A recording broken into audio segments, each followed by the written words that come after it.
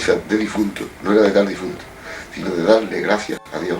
Es un hombre que ha calado no profundo, ni largo, sino a fondo, a todo fondo, más fondo, que se puede calar en un pueblo de alta alcurnia y de alta nobleza como es. Un poquito cuáles fueron los impulsores de que hicieron el parador de turismo de Marcos y bueno, pues la verdad es que narra un poquito todos los hechos de la inauguración, la historia antes de y luego con las visitas ilustres importantes que hemos ido teniendo a lo largo de este tiempo, de estos 50 años. Leer un poquito, no se lo voy a leer todo para no aburrirlos, porque ahora tenemos aquí a estos grandes poetas, personas que se expresan mucho mejor que yo, por supuesto, pero lo escribí dándole pues, la forma que él le dio.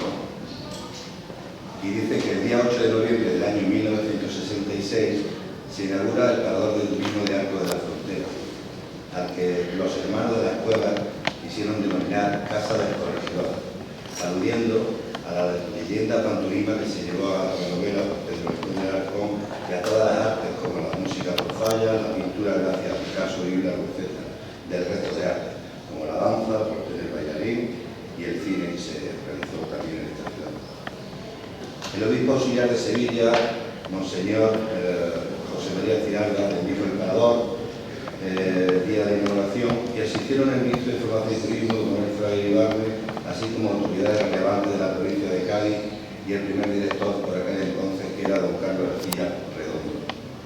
Según la historia y según la figura del historiador y cronista don Manuel Pérez Gordán, en el año 1947, uno de los pioneros que impulsó la idea de la creación del Parador de Arcos fue don Feliciano Gil Campos, facultativo y delegado local de turismo de Arcos. Pero la falta de recursos económicos hicieron inviable la idea del parador en nuestra localidad. Más tarde, los trámites para la construcción del parador se realizaron a través de la Diputación Provincial gracias a la excelente labor de don Rafael Enrique Gómez, alcalde por aquel entonces de Arcos de la Frontera, y también gracias a los hermanos don José y Jesús de la Cueva Velázquez de Castel. Cuenta la anécdota que el día de la inauguración del parador, don José de la Cueva estaba convaleciente y cuando Fraga le pregunta a su hermano, don Jesús, por Pepe, que es como le llamaban, este le dijo que estaba enfermo y encamado en casa, a lo que le contestó Fraga que cuando termine la inauguración quisiera ir a verlo y saludarlo. Así fue que don Manuel Fraga se acercó con su hermano a casa de este a verlo y cuando llegó a la entrada el personal de servicio empezó a gritar: «Señora, señora, que está aquí don Manuel Fraga», y cuando se saludaron pasó a su alcoba y ahí charlaron y disfrutaron con una botella de tío Pepe de la tierra, porque eran muy buenos amigos. El lugar que deseaban para levantar el parador era en los edificios cercanos a la plaza del Cabildo, y tras muchas dificultades y problemáticas con otros edificios se consiguió la ubicación en el lugar actual. La verdad es que este libro, la verdad es que se lo hemos regalado a muchos clientes y se han ido encantadísimos, porque la verdad es que narra un poquito toda la historia de Arcos. Lo importante de la mesa hoy es la hija de don Manuel Pérez Gordán, Isabel Pérez. Así que le cedo la palabra a don Pedro Sevilla.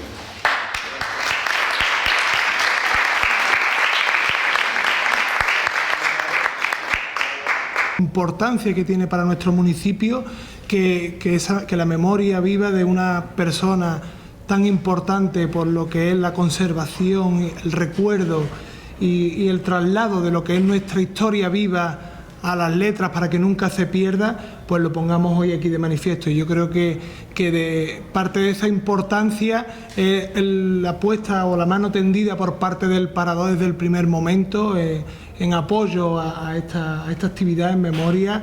Y bueno, y el hecho de que hoy estén aquí, pues bueno, dos de las personas más representativas del mundo de las letras actualmente en nuestro municipio, como pueden ser Pepa y Pedro, yo creo que importancia sobrada o una apuesta manifiesta sobrada por lo que es la importancia de Manuel Pérez para nuestra ciudad de Arcos de la Frontera. Yo por mi parte, vamos, y como delegado de Cultura y parte de este Ayuntamiento de Arcos de la Frontera, mostrar mi máximo apoyo a ese recuerdo, a este acto, y a que siga perdurando por muchos años en nuestras ciudades, en nuestras calles, con sus historias y leyendas plasmadas en esas bellas palabras y letras en los libros.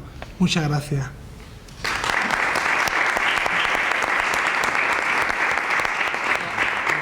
Bueno, querida familia de Manuel Pérez Regordán, querido concejal de Cultura, Pepa. Sí, decía eso, querida familia de Manuel Pérez Regordán, querida Pepa Caro, poeta y como sabemos todos es alcaldesa de nuestra ciudad, y queridos amigos todos. Yo tuve el honor de presentar la última edición, porque no era el último libro, pero sí la última edición de estas historias y leyendas de Arcos que tenemos aquí en este atril.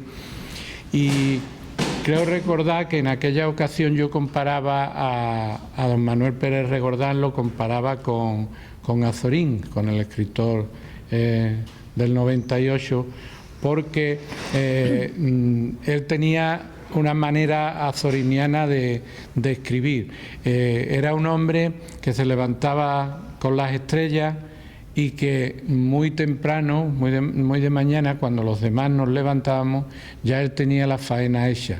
Entonces se dedicaba a lo que a mí me parece que es lo que realmente le gustaba, porque él disfrutaba, es verdad, consiguiendo un dato histórico preciso, o disfrutaba pues consiguiendo de un señor o de una señora de 90 años una historia lejanísima en el tiempo.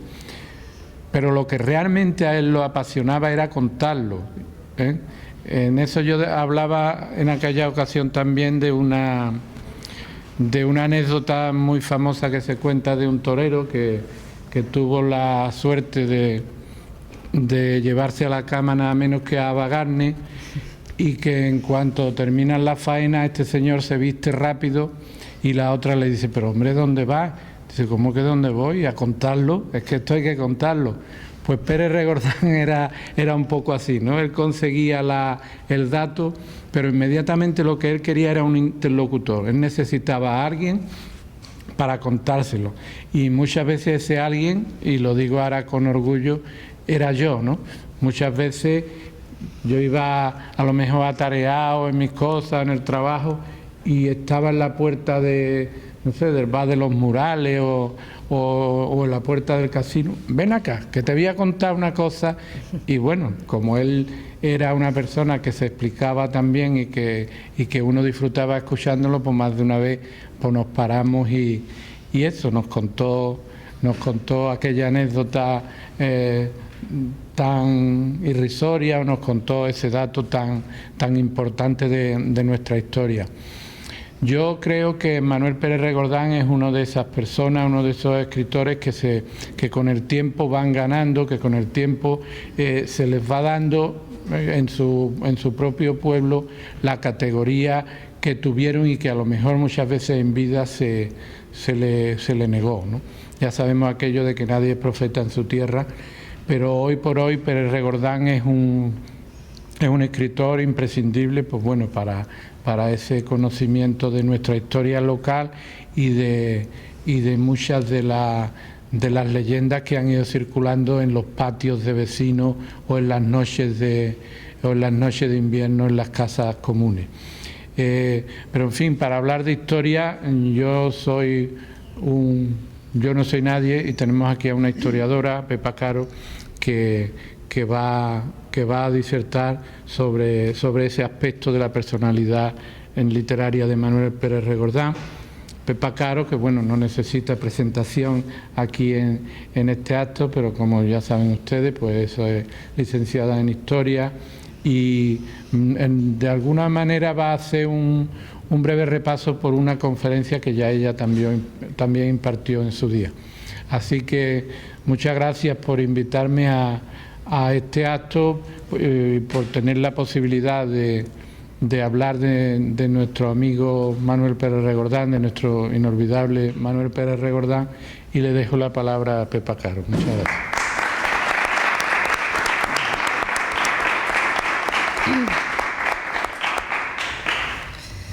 Buenas tardes, querida Maripepa, querida Isabel, José María, sus nietos, todos los amigos que estáis aquí. La garganta la tengo irregular, pero voy a intentar por todos los medios que me escuchéis. El niño que nació en la Corredera, que jugó en la Plaza del Cabildo, que fue al Colegio de las Nieves, que después del Colegio de las Nieves hizo peritaje mercantil en Jerez. Era un niño que fue creciendo con mucha curiosidad y mucha avidez de conocimiento. Ese niño, cuando llega a mayor, cuando se hace adulto escuchando y estando muy pendiente de las personas que realmente sabían de la historia de Arcos, de los hermanos de las Cuevas. Se había bebido los libros de Miguel Mancheño y había intentado indagar en todo lo que se había escrito sobre Arcos. ¿Qué hizo Manuel Pérez Regordán con todo eso? Actualizarlo. La gran labor de él ha sido siempre actualizar los datos de la historia, aumentar el conocimiento sobre Arcos y sobre el arte y sobre montones de cosas. No olvidemos a Andrés Benítez, Andrés Benítez dicho. Sí. El del rococó, el de los retablos. Y no olvidemos que hay cosas que no se sabían. Por ejemplo, el retablo de la Virgen del Rosario en Santa María era de ese escultor jerezano, que era muy desconocido, y él lo sacó a la luz. Hizo un trabajo estupendo sobre ese escultor, ¿no? Ese tallista, digamos. Y así fue llegando no solamente a su historia y leyenda, sino a obras tan importantes, yo creo que para todo el mundo, como el Nomenclator. Hay muchas obras de él que van a quedar para siempre, y hoy día es un referente para todo historiador, para todos los jóvenes que están estudiando historia. Es un referente todos los libros de él. Y en su memoria y en la por el afecto que le tengo a su familia, y en su memoria os quiero leer algunas cosas que escribí sobre él y que creo que merece la pena repetirlas. Cuando nuestra historia local no tenía valor para la mayoría, bien por ignorancia, llámese analfabetismo tan acuciante entonces, o desinterés de la élite relativamente cultivada, os estoy hablando de finales del siglo XIX, un notario de nombre Miguel Mancheño de Olivares se interesó por la documentación existente en los archivos notariales y del ayuntamiento, y escribió Apunte para una historia de Arcos. Él puso la semilla de la curiosidad entre nosotros, como también lo hicieron los hermanos de las Cuevas más tarde. Pero ya en la primera mitad del siglo XX no se aportó mucho más a lo investigado por Mancheño. Los pocos eruditos locales que habían, lo que hacían era imitar un estilo decimonónico y perderse un poco en juegos florales sobre la belleza de Arcos, la tan traída y llevada belleza de Arcos, pero realmente no aportaban nada en la historiografía arcense, salvando, vuelvo a repetir, la labor investigadora ampliamente reconocida de los hermanos de las Cuevas. En este escenario conformista y poco transgresor, pues este niño del que os hablaba, que estudia en el Colegio de las Nieves y juega en la Plaza del Cabildo, sueña imposibles quimeras y presta atención a las antiguas leyendas locales. Dará que hablar. Este niño crece en un escenario propicio para cultivar la historia, aunque estudia, porque por entonces no tenía mucho donde elegir, perito mercantil en la Escuela de Comercio de Jerez. Pero se bebe los libros y atiende con sumo interés a lo que otros ya dijeron y escribieron. Un poco acartonado por lo que hereda del siglo anterior, tiene sus balbuceos primeros a imagen y semejanza de quienes le precedieron, e insisto, con mucha más intuición que técnica al principio. Escribe de Arcos y para Arcos, tiene osadía, frescura, una prosa fácil y desenvuelta, dice de él Jesús de las Cuevas.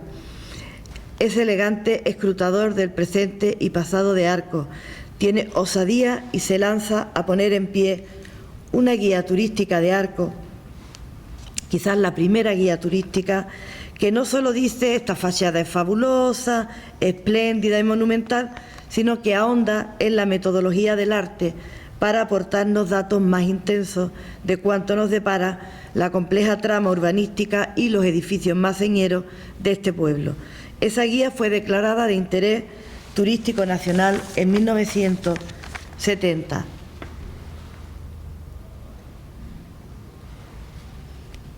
Pero Manuel Pérez Regordán no se conforma y prosigue su camino, alterna su profesión, trabaja en distintos institutos de formación profesional, dando clases de prácticas administrativas y comercio, y combina eso con su labor investigadora.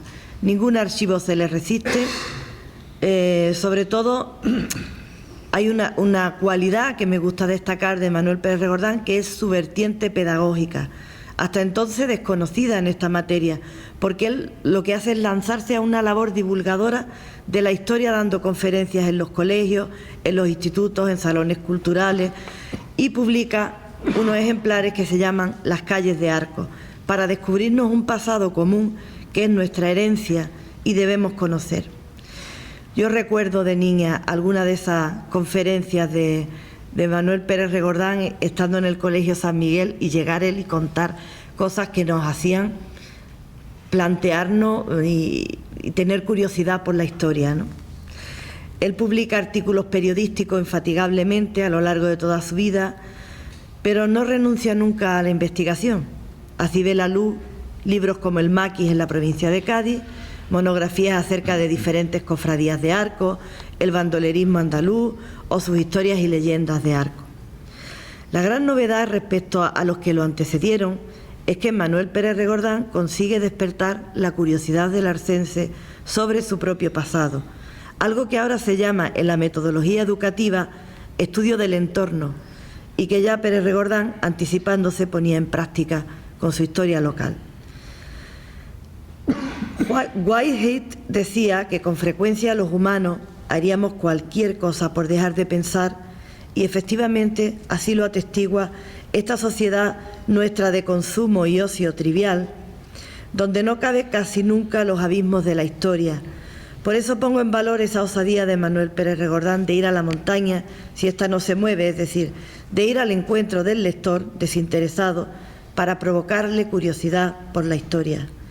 Manuel Pérez Regordán, aunque murió joven, ha escrito mucho y ha conocido mucho. Entre sus libros más volcados hacia la ruta e itinerarios turísticos podemos destacar De Jerez a Ronda por la serranía gaditana y diversas guías turísticas de Arcos que iba guiando con la documentación última que investigaba. Estudiosos de los templos más identificativos de Arcos, como es Santa María y San Pedro, brujuleaba de maravilla por este mar de historia, por esta pajareo de leyendas, y vuelvo a citar palabras de nuestro querido paisano Jesús de las Cuevas. Apenas ningún secreto se escondía para él.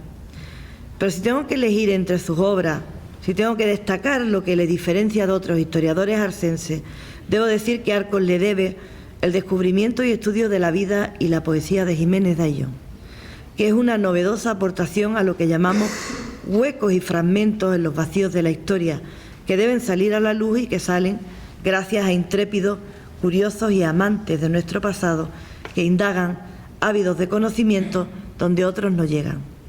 Y también debo destacar su pormenorizado estudio de Andrés Benítez, ese jerezano que lo cautivó mirando embelesado el retablo de la Virgen del Rosario en Santa María, y que no cejó hasta descubrir su autoría, como la de otros muchos retablos que fue siguiendo con el olfato detectivesco de quien no se para en los obstáculos hasta conseguir su propósito. Su empeño fue difundir, informar, aclarar, no siempre bien visto ni comprendido,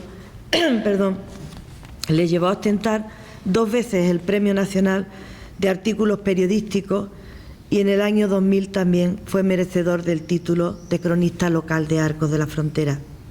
Ha sido académico de la Academia de San Dionisio de Jerez, de la Real Hispanoamericana de Cádiz, de la Asociación de Caballeros de Nuestra Señora de Guadalupe, que tiene, yo creo que Guadalupe es un lugar de agradables recuerdos para él y para Maripepa. Fue caballero de la Orden Hospitalaria de San Juan Bautista, diplomado en protocolo, miembro de la Real Asociación Española de Cronistas Locales y muchísimos reconocimientos más. Hace pocos años, hace ahora 8 años, que nos dejó y lo despedimos con los honores que él merecía en la Capilla de la Misericordia, de la que tantas cosas sabía Manuel Pérez Regordán. Y sabiendo que su trayectoria no fue fácil, ni tranquila, ni siempre comprendida, Manuel Pérez Regordán tenía algo que le impedía desfallecer y que no era otra cosa que colocar por encima de las habladurías, por encima de los prejuicios, su tarea apasionada de investigador, su amor irracional, extraño por inabarcable, a Arcos, ese amor que muchos arcenses sentimos por este pueblo tan viejo y sin embargo tan seductor. Nunca fue rencoroso con quienes le hicieron daño, porque era generoso y necesitaba sentir cercanos los afectos. Se nos fue investigando, abriendo su biblioteca a cuantos quisieran encontrar respuestas en la historia. Y hoy debemos no solo avivar el recuerdo por parte de quienes le conocimos, debemos difundir su obra, porque conocer es respetar. Conocer significa ganar la partida al olvido. Nadie que no conozca puede amar tanto. Por eso nuestra obligación es hacer atractiva la memoria de lo que fuimos, para darle el valor que tiene y para transmitir el respeto de cada piedra que pisamos, de cada siglo amontonado en el esqueleto urbanístico de nuestra historia. Antonio Murciano lo destacó entre los líderes gaditanos y andaluces del siglo XX, en esa recopilación o galería de personajes ilustres que han aportado a la ciencia, a la literatura o a la historia y que han dejado un legado necesario para comprender los avances culturales de ese siglo que se nos fue. Su ámbito de paseo, de ocio, fue el casco antiguo, la gran casa que lo acogía, mientras entre libros y libros iba imaginando actividades que podían imprimir dinamismo turístico al barrio. Jornadas de la Molinera y el Corregidor, cenas medievales, en el Colegio de las Nieves, con figurantes que eran vecinos, siempre dispuestos a representar escenas históricas. Su preocupación por dar información, por ejemplo, de las casas que se convertían en establecimientos en el ramo de la hostelería, como ocurrió con su libro Vida y Milagros del Parador Nacional de Turismo, o el restaurante Don Fernando, que también él le sacó toda la historia de ese edificio, que parece ser que los Reyes Católicos pasaron por allí, en fin, todas estas cosas que a él le gustaba indagar y que terminaba descubriendo, ¿no? Quiero recordar también que el primer homenaje que se le dedicó poco tiempo después de su fallecimiento, pues contó con los recuerdos emotivos de Jesús Ruiz Fernández, exalcalde de Arcos, y amante también del patrimonio arcense, con Antonio Murciano González, que es poeta e hijo predilecto de esta ciudad, con Francisco Fernández García Figuera, de la Real Academia de San Dionisio, y con José María García León, historiador y expresidente del Ateneo. Ellos nos ilustraron con sus recuerdos y con sus anécdotas y contribuyeron con sus palabras a dar más conocimiento de la persona y de la obra a todos los arcenses que se acercaron a la Capilla de la Misericordia en aquel momento. Yo creo que eso que ocurrió en ese momento se debe de repetir y creo que la Delegación de Cultura tiene que hacer cada año un reconocimiento en el noviembre literario a Manuel Pérez Regordán, porque hay muchísimas personas, muchísimos historiadores de la Universidad de Cádiz que podrían venir y podrían hablar de él, y creo que sería interesante, como lo hacemos con los hermanos de las Cuevas, como lo hacemos con Julio Mariscal, que tenga su espacio también en los noviembres literarios y que sigamos hablando de su obra, porque creo que merece la pena. A veces me parece que cuando voy a doblar una esquina o voy a entrar en algún menzón del casco antiguo, seguimos recordándolo y seguimos queriéndonos encontrar a ese vecino afectuoso, un paisano más que siempre me decía: ¿sabes lo último que estoy investigando? Siempre decía eso. Yo creo que en su memoria hay que reivindicar su labor investigadora, tan necesaria como fértil, de la que hoy disfrutamos, con ese inventario, con estudio histórico artístico que hizo de la iglesia de Santa María, que lo hizo también junto a Víctor Marín y con el entonces párroco Juan Candil Río, que le hizo el prólogo Jesús de las Cuevas, y todas estas cosas que merecen una revisión, porque ese libro se hizo como una especie de catálogo que luego se publicó de una manera muy artesanal. Se podría volver a publicar, y es un documento de primer orden de lo que es la iglesia de Santa María. Cómo olvidarme también del expediente de inventario que él hizo para la declaración de monumento artístico de la iglesia parroquial de San Pedro, que yo lo tuve en mis manos en la Delegación de Cultura, cuando fui delegada provincial de Cultura, que intenté sacarlo adelante y de hecho se inició ese expediente. No sé qué habrá pasado con él, todavía me lo pregunto, pero ese expediente se inició, y toda la labor de investigación de esa parroquia la hizo Manuel Pérez Regordán.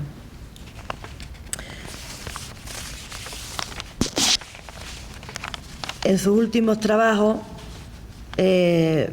Manuel Pérez Regordán estaba trabajando en los nuevos capítulos para sus historias y leyendas de Arcos, y lo último que quiero leeros, porque creo que merece la pena, es la justificación que hace él, porque me parece entrañable, de esos libros. El afán de transmitir a mis hijos el cariño que profeso a Arcos motivó hace algunos años que fuese recordando poco a poco las distintas leyendas, anécdotas y hasta cuentos que los arcenses y el tiempo han venido reuniendo a través de los siglos para contárselos a los pies de sus camas en las noches de invierno.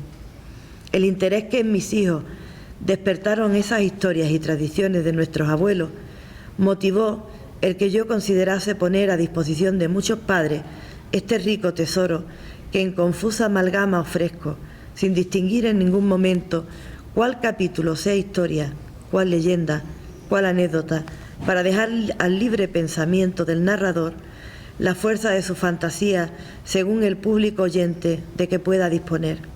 Puedo asegurar a todos que el embrujo de nuestras leyendas son siempre bien acogidas por el beneplácito de los niños, como yo lo hice con mis hijos. Espero que a muchos padres sirva este trabajo para prolongar el sueño de los suyos, futuros hombres de Arcos que habrán de seguir la andadura hidalga y firme de nuestra historia. En memoria de Manuel Pérez Regordán, muchísimas gracias.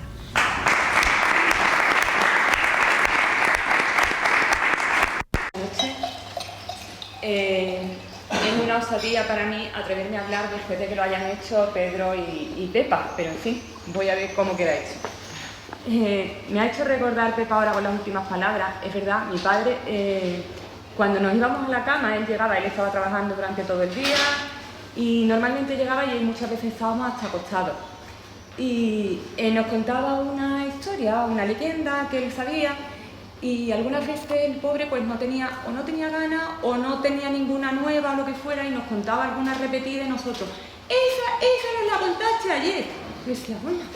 Y supongo que también eso le sirvió de acicate para seguir buscando, y veía que nos gustaba, y el tema de las leyendas fue ahí a medias, ¿no? Con respecto al libro del Parador, en mi casa le tenemos especial cariño, esto va especialmente para el director, porque este libro tuvo a bien mi padre dedicárselo a sus nietos, recién nacidos, cuando él estaba con ese tema. Bueno, yo voy a decir, mis palabras van a ir encaminadas a algo en la que, aunque yo lo personalice con mi familia, yo creo que todos os vais a ver reflejados, porque desgraciadamente a todos nos falta algún familiar muy cercano.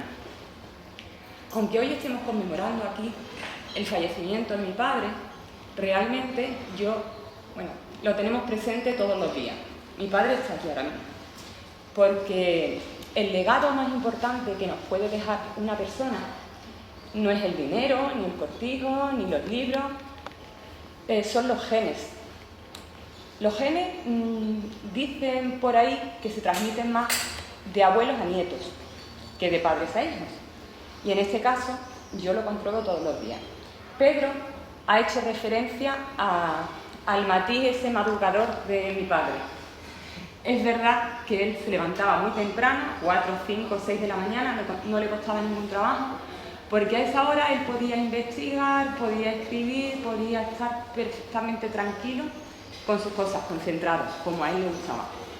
Porque a partir de las 10 de la mañana, nuestra casa siempre ha sido un hervidero de gente, acogiendo a todo el que venía a Arcos, porque todo el que llegaba a Arcos con un poquito de interés cultural o intelectual, acababa en la casa de Manolo Pérez. Todo el mundo le decía, para allá. Entonces, mi casa siempre, la verdad que eso también nos ha dado una visión muy cosmopolita de todo el que llegaba a Arcos. Hemos aprendido porque venía gente que no sabía ni hablar español y como podíamos lo atendíamos, ¿no? Afortunadamente eso nos ha abierto mucho la mente. En este caso, mi padre vive todos los días conmigo porque mi hijo menor, Eduardo, tiene el mismo gusto que él por la historia. Le interesa muchísimo, aunque es un poquito más inteligente y se le dan igual de bien las matemáticas que mi padre las odiaba. Y además, cuando a Eduardo se le llama por la mañana, ya pueden ser las 5, las 6, las 7, ese niño se levanta a la primera y me lo recuerda un montón porque es que es como si le tocara un resorte, igual que a mi padre. Lo veo todos los días.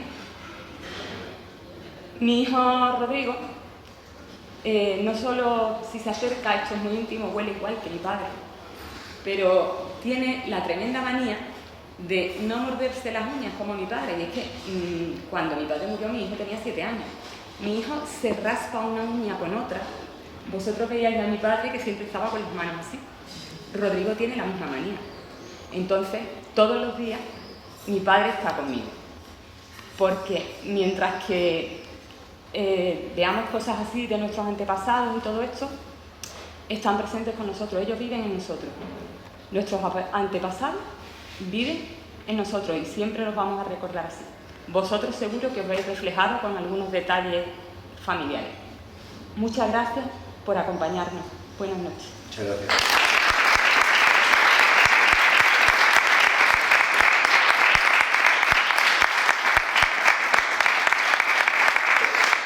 En los 70 no había ningún medio de comunicación aquí en la zona. Y en la calle Cruz Vieja de Jerez había una emisora de radio que era Radio Popular de Jerez y lo presentaba Pepe Marín. El programa se llamaba Embrujo de Arcos. Y en ese programa, imaginarse las caras, claro, era radio y no podía ver a los telespectadores, era una emisora de radio. Pero por primera vez se escuchaba hablar de un círculo mágico, de dragones y otras historias. Y a mí hay una historia que me fascinaba de mi padre, que está aquí, en el libro, que dice que en el siglo XVI, aquí al lado, el convento de monjas mercedarias era una cárcel. Y en ella había 2 condenados a muerte. Imaginaros la desesperación, un invierno, 2 condenados a muerte. Y la argucia de uno, de todas formas te vas a morir. La celda daba a la peña, al precipicio. Y entonces uno de ellos cogió, los techos eran de caña, quitó las cañas, se ató a los brazos las cañas, cosió las mantas de la manera que pudo y se lanzó al vacío. Y el otro, al verlo, que aquello que no se mató, que subió para arriba, pues no tuvo más remedio y hizo lo mismo, y se tiraron los 2 al vacío. Bueno, uno de ellos desapareció y el otro apareció en los llanos de Consejo, a unos 7 kilómetros de aquí. Imaginaos de lo que estamos hablando, ¿eh? Estamos hablando del primer Ícaro que está documentado y que funcionó. Esa es la historia que me fascina, una de las historias que me fascina, aparte de los dragones y otras cosas. Yo ayer en Radio Marchena, en Televisión de Marchena, fui para hablar un momentito de una cosa, precisamente del Círculo Mágico de los Dragones, y terminé hablando desde las 8 de la tarde hasta las 10 de la noche de Ponce de León, que es otra de las investigaciones que mi padre tenía más o menos, y yo lo metí por la parte peliculera, y al final terminé yo yendo a los campos de batalla y terminando la investigación, y cada vez que venía alguien algo, pues ya mi padre me lo endosaba a mí. Llegaron hasta descendientes de América a ver el tema de Ponce de León. Pues nada, pues esto era la historia que yo quería contar.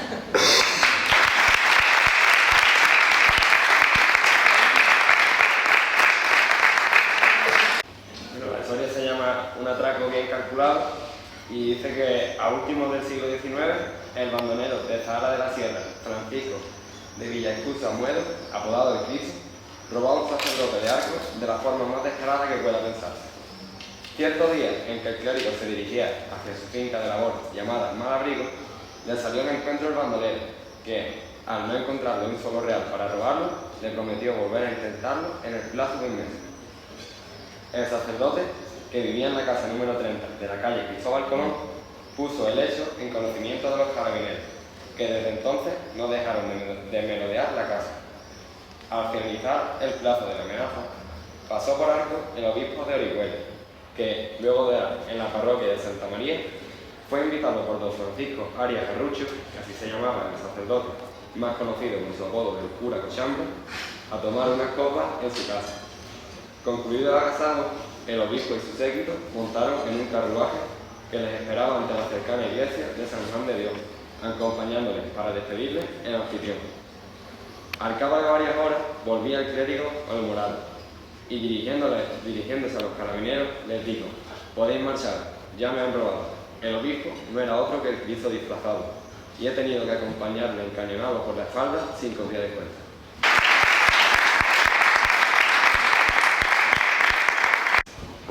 Yo voy a leer El insólito burro padre. En los primeros años del siglo XX vivía en la calle Magdalena Maya un hidalgo abogado llamado Paula Gago.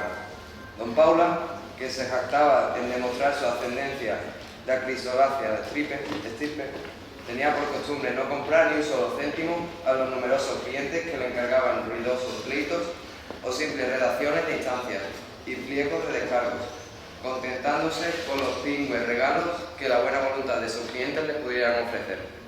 Para subsistir de esta forma, don Paula pedía a sus amigos pequeños préstamos que avalaba con un recibo de reconocimiento de deuda y que en raras veces llegó a saldar, pero que los arcenses, sabedores de las indulgencias que sufría Hidalgo y jurisconsulto caballero, en pocas ocasiones se lo llegaron a negar.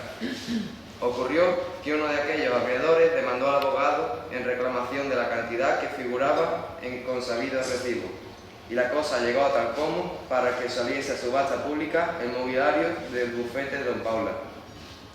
En la sala de audiencia del juzgado de la primera instancia de instrucción, establecido entonces en la antigua casa de jesuitas, conocida por el edificio de las Nieves, se comenzaban los preparativos del acto. El juez ordenó al agente judicial que comenzase a pregonar las condiciones de la subasta y con voz solente y oficialista, aquel hombre anunció: una mesa de escritorio labrada en cedro y con 4 cajones, 20 pesetas. 6 sillas de caoba, torneadas y con asientos de rejilla, 15 pesetas. Un sillón frailero con asiento y espaldar de cuero, 6 pesetas. 2 sillones con tijeras, con asiento de cuero, 8 pesetas. Un burro padre, 12 pesetas. Al oír pregonar lo de burro padre, el juez llamó la atención al pregonero, que se acercó al estrado. A ver, ¿qué es eso que dice usted de un burro en el despacho de un abogado? Señoría, contestó circunspecto el agente judicial, yo lo que he hecho es suavizar la cosa, porque, por respeto a la sala, no me atrevo a pregonar lo que dice el pliego de la subasta. ¿Y qué es lo que dice en concreto? Pues mire, Usía, aquí lo que dice es un burro con 2 cojones. De un manotazo, el juez arrancó el papel de la mano de la gente y se dispuso a leerlo para evitar el energético. Animal, pedazo de animal. Un burro con 2 cojones, aquí lo que dice es un buró con 2 cajones. Un buró con 2 cajones. La risa estrepitosa del público no se hizo esperar y la confusión fue tal que hubo que suspender por unos momentos el acto de la subasta hasta que se calmaran los ánimos.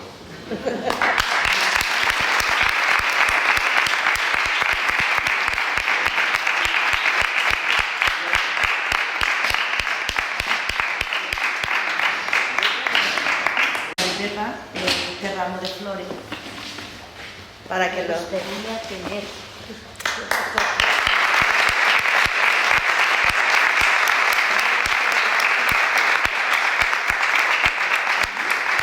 Con Eduardo y Rodrigo, nieto del fallecido escritor arcense Manuel Pérez Recordán. ¿Tú te sientes orgulloso ser nieto de Pérez Recordán? Yo me siento muy orgulloso de ser nieto porque gracias a mi abuelo se sabe mucha historia que antes no se sabía y que incluso en clases se recuerda y siempre se le recuerda con mucho cariño por los profesores y eso me agrada. O sea que tú tienes los genes de Pérez Recordán, pero lo practicas. Hemos visto que ha hecho algo bueno. Lo practico, quizás no con la intensidad que él lo hacía, pero sí que es verdad que me apasiona la historia y siempre que puedo aprovecho. ¿Quién es mayor? Yo. Rodrigo, pues te digo igualmente, tú te sientes satisfecho, ¿no?, de ese nieto de Pérez Me siento Recordán. muy orgulloso de él. Y cuando vas por la calle y te recuerdan a él y te hablan de él siempre con tanto cariño, es muy gratificante. ¿Tú crees que en la vida, yo creo que la herencia que ha dejado tu abuelo de recordatorio, de historia del pueblo, creo que tiene más riqueza que la económica, ¿verdad? Sí, desde luego. Pues nada, chicos, que sigáis con esa inquietud, que espero que sigáis, ¿no?, para recordar y que sean unas consecuencias del escritor arcense Manuel Pérez Recordán. Felicidades. Muchas gracias. Cuánta vivencia, ¿eh? A probarla.